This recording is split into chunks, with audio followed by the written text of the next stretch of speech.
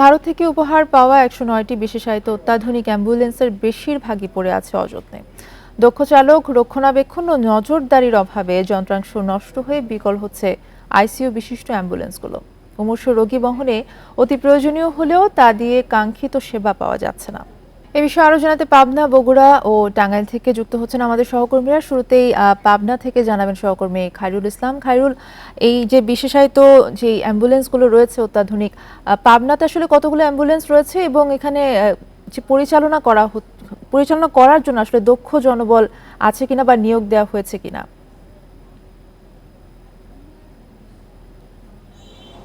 আপনি জানেন যে পাবনা জেনারেল হাসপাতাল কিন্তু ২৫০ শয্যা বিশিষ্ট এই পাবনা জেনারেল হাসপাতাল। এখানে কিন্তু প্রতিদিন প্রায় ১,০০০-এর উপরে কিন্তু বিভিন্ন রোগে কিন্তু মানুষ এসে কিন্তু এখানে চিকিৎসা নিচ্ছেন।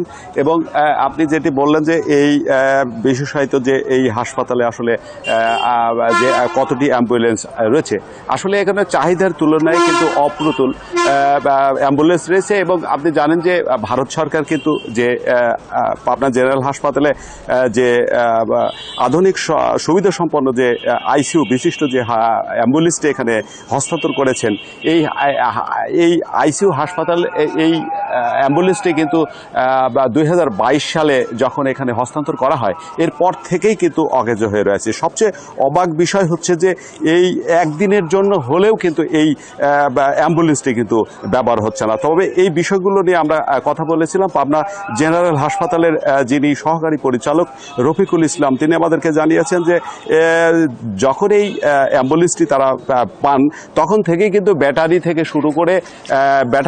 শুরু করে এবং যে সুবিধা থাকার কথা ছিল সেইগুলো কিন্তু আসলে তারা পায়নি, যে কারণে কিন্তু অকেজো অবস্থায় কিন্তু এই অ্যাম্বুলেন্সটি পড়ে আছে, যার ফলে কিন্তু ব্যবহার করতে পারছেন না। ফলে হাসপাতালে যে রোগীদের যে সুবিধা পাওয়ার কথা সেটা কিন্তু পাচ্ছে না। আমাদের সাথে বগুড়া থেকে সহকর্মী জজিব হোসেন আছেন, তিনি জানাবেন সেখানকার খবর। জজিব, হাসপাতাল কর্তৃপক্ষ থেকে আসলে কি বলা হচ্ছে, এই যে অ্যাম্বুলেন্সগুলো অকেজো অবস্থায় আছে সেটা সঠিক ব্যবহার আসলে কবে থেকে করা হবে, তাদের পরিকল্পনাটা কি?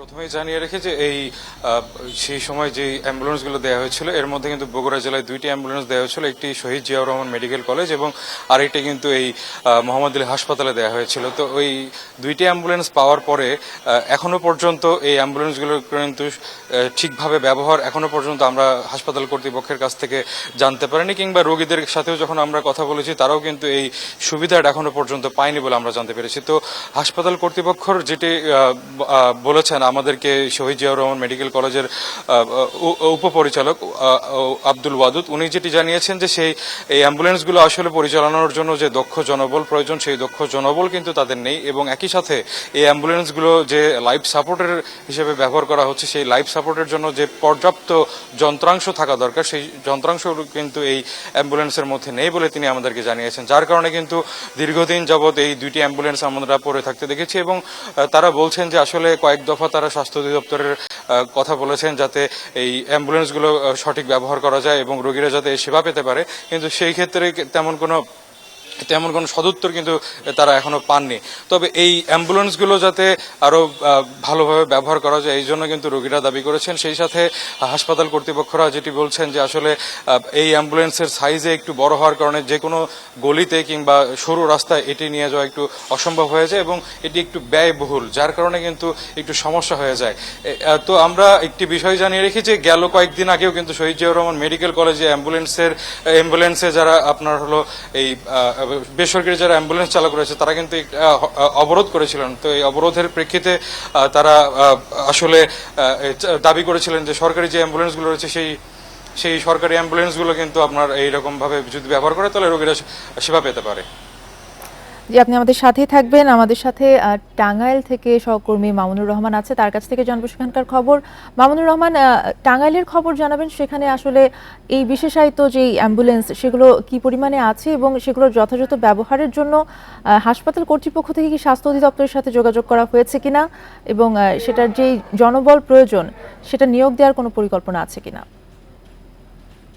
টাঙ্গাইল শেখ হাসিনা মেডিকেল কলেজ যে হাসপাতালটি রয়েছে সেখানে ভারত সরকারের উপহার দেওয়া সেই অ্যাম্বুলেন্সটি কিন্তু রয়েছে। আমি যদি একটু দেখানোর চেষ্টা করি, যে অ্যাম্বুলেন্সটি দেখা যাচ্ছে এটাই হচ্ছে ভারত সরকারের কাছ থেকে উপহার পাওয়া। কিন্তু এটা যে বিশেষায়িত একটি অ্যাম্বুলেন্স, এই বিষয়ে যেসব যন্ত্রপাতি থাকার কথা ছিল সেই যন্ত্রপাতিগুলি এই অ্যাম্বুলেন্সে ছিল না।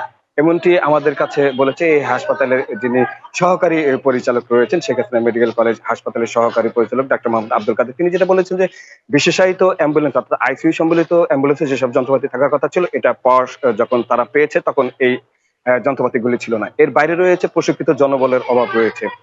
উপরন্তু এটার রক্ষণাবেক্ষণ ব্যয়ও কিন্তু অনেক বেশি, যে কারণে এই অ্যাম্বুলেন্সটি কিন্তু একটি বারের জন্য ব্যবহার হয়নি।